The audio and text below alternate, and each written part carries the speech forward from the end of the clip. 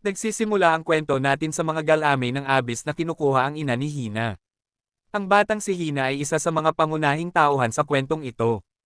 Sabi ng ina ni Hina, anakla ng oras at iniabot ng ina ni Hina ang bolang kristal at habilin ng ina ni Hina. Anak, hanapin mo ang Legendary Ace. Umiiyak si Hina habang nakikita niya ang ina na kinukuha ng Abyss. Samantala sa kalupaan ng Alcia, pagkalipis ng 5 taon.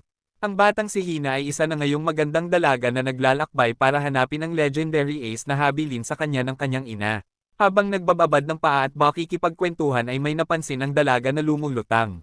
At lang ano-ano'y may biglang sumalpat na nakamaskarang lalaki sa harap ng mga dalaga, ito pala ay si Licht ang bida natin sa kwentong ito. Nilapitan ni Licht si Hina sa nakakahiyang paraan para humingi ng pera. Titig na titig si Light sa hita ni Hina at kumikinang ang mga mata at lang ano-ano'y hinihimas-himas na ni Light ang mga paa ni Hina para pumayag ito na bigyan siya ng pera. Aniya gagawin niya ang lahat ng ipagagawa nito kahit tagabitbit ng mga pinamili dahil di pa siya kumakain. Sa pagpupumilit ni Licht ay dumungaw na siya sa pagitan ng hita ni Hina. Hindi na napigilan ni Licht dumugo na ang kanyang ilong sa pagnanasa sa dalaga. Tiniko ni Hina si Licht sa mukha at tumakbo ang dalaga, samantala si Licht naman nagpupumilit pa din sa dalaga at hinahabol si Hina hanggang sa biglang may sumiko ulit kay Licht na agad niyang ikinatalsak sa puno. Ito pala ay si Nana. Si Nana ay isang negosyanteng may-ari ng isang kainan sa gilid ng kalsada na itinuro niya kay Hina. Samantala si Licht naman ay nagmamakaawa kay Nana na bigyan siya ng pagkain dahil di pa daw siya kumakain ng 1 linggo. Nang lang ano-ano'y sinipas si Licht ni Nana dahil wala naman daw itong pambayad at napaiyak na lang ito sa gutom. Tumawa naman ang dalagang si Hina sa ginagawa ng dalawa.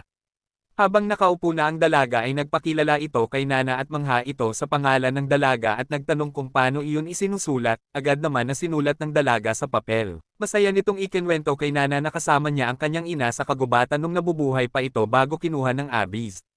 Itinuro naman ni Nana sa dalaga ang dahilan kung ba't kinukuha ng Abyss ang mga tao, aniya kapang naging 0 ang puntos sa parte ng katawan mo na may numero ay agad na kukunin ka ng Abyss, tumingin ka sa paligid lahat ng tao ay may numero sa katawan. Tulad ko 77 ang numero ko, agad naman na ipinakita ng dalaga ang numero sa hita nito. Nang walang ano-ano'y biglang dumungaw na naman si Licht sa hita ng dalaga sa pagnanasa at pinipilit niya itong ibuka at tumalsik na naman si Licht sa puno sa suntok ni Nana at nagpagulong-gulong papunta sa mga kababehan sa kalsada.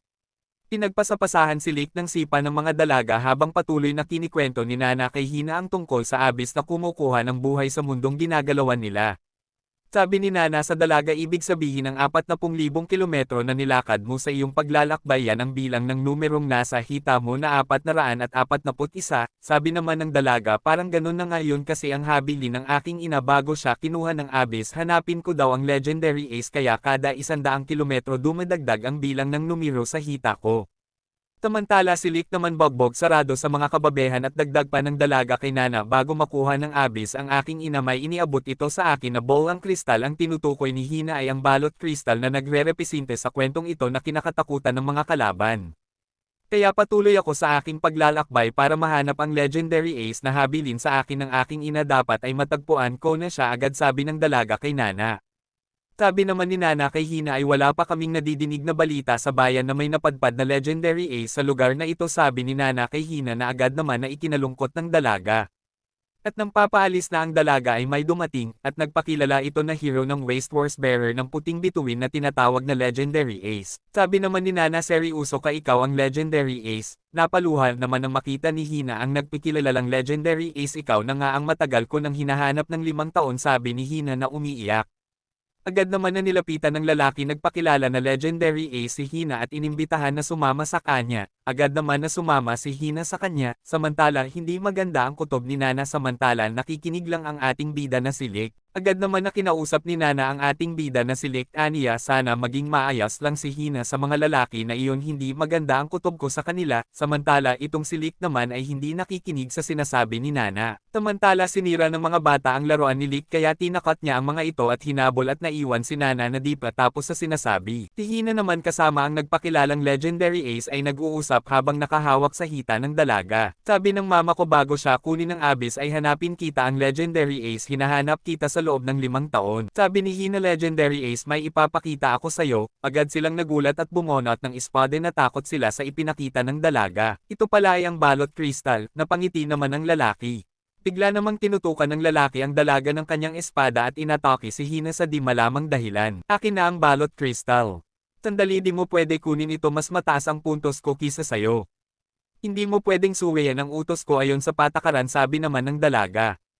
Oo nga, tama ka, at ngumiti naman ang lalaki sa dalaga at sinabi nitong hinahamon kita sa isang duelo. Sa mundo nila ay pwedeng magduelo ayon sa patakaran para mabuhay at mas tumaas pa ang puntos ng numero na nagsisilbing buhay nila sa mundong ginagalawan nila. Pero ito ay alaala ng aking ina bago siya mawala, hindi ko pwede ibigay sa iyo ito, sambit ng dalaga. Pero kung hindi ka lalaban ay kukunin na ng Abyss ang numero mo at ako ang tatanghalin na panali sa laban nating ito. Inatake na ng lalaki ang dalaga at inihagi sa bintana at nagresulta ito sa pagkakatilapon nito sa labas at doon ay nilapitan na siya ng lalaki. Ang duelo nating ito ay nagpapasabik sa akin, wika ng lalaki sa dalaga. Huwag tumigil ka, wika naman ng dalaga, ibig sabihin tinatanggap mo na ang iyong pagkatalo, sabi ng lalaki. Agad naman na lumabas ang mga galame ng Abyss at hinawakan na ang dalaga. Ibinuka nito ang hita ng dalaga para kunin ang numero ng dalaga at ilipat sa lalaki. Iting tagumpay naman sa pagkapanalo ng Blanca, hirap-hirap ang lalaki at dumanggaw ito sa hita ng dalaga. Akin na ang balot, ibigay mo na sa akin Vla ng matitira sa'yo, kapag naubusan ka na ng puntos sa katawan ay kukunin ka na ng Abyss, wika ng lalaki sa dalaga. Bakit mo ito ginagawa sa akin, wika naman ng dalaga sa lalaki, ikaw ang legendary ace hindi ba? Oo nga, ako nga iyon, wika ng lalaki. Tumayo ito at may tinanggal sa mukha. Ang nagpakilalang legendary ace na lalaki pala ay isang impostor.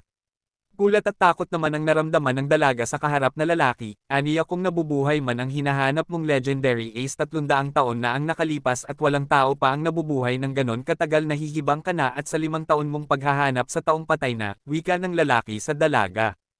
Umiiyak ang dalaga sa mga sinabi ng impostor na kaharap, samantala may dumating. Ito pala ay ang ating bida na si Lick Daladala, ang malaking stuffed toy na pinaglalaruan ng mga bata kanina. Ipinakita naman ni Lick ang kanyang punto sa kalaban, -999. Sabi ng impostor na lalaki, at sino ka naman, umalis ka dyan, nakaharang ka sa kausap ko. At inatake na ng impostor ang ating bida at ginamit ni Lick ang laruan pangharang sa atake. Nilapitan naman ng dalaga si Lick at itinulak ang dalaga ng lalaki. Pinagtatataga naman ng impostor ang ating bida dahil sa pag-aakala na sobrang hina nito at dapat Vla na ito sa mundo. Nagtataka naman ang mga kasamahan ng impostor na dapat kung -999 ang puntos nito, dapat kinuha na ito ng Abyss. Dahil sa pagtaga ng impostor sa ating bida at naponet ang laruan at nagupitin niya na din si Lick. Dahil sa gulat at pagkamangha ng dalaga sa biglang pagdating ng ating bida ay hindi na ito nakapagsalita. Nagulat naman ang impostor kay Lick sa bilis nito. Samantala, dahil sa atake ng impostor kanina ay nasira ang maskara ng ating bida. Ang maskara ay unti-unting nababasag. Ang dalaga naman ay di pa rin makapagsalita sa nakikita. Samantala, habang nababasag ang maskara ng ating bida ay nahuhulaan naman ng mga kakampi ng impostor na siya ang tunay na legendary ace. Hininginam ni Lick ang kamay ng dalaga at niyakap ito sa pinaka-astig na paraan. Siguraduhin nakasubscribe ka at i-click ang notification bell dahil kada week ay may bago akong upload sa abot ng aking makakaya.